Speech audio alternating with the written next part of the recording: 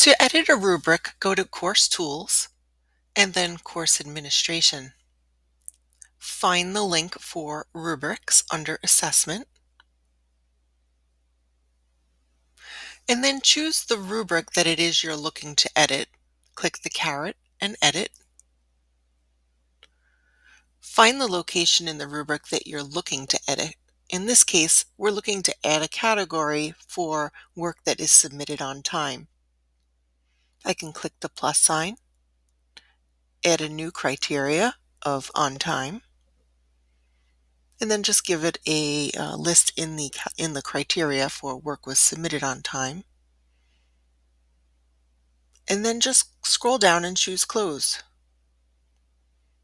If I go back into the rubric, click the caret again and preview, scroll back down, and you can see that the change was made.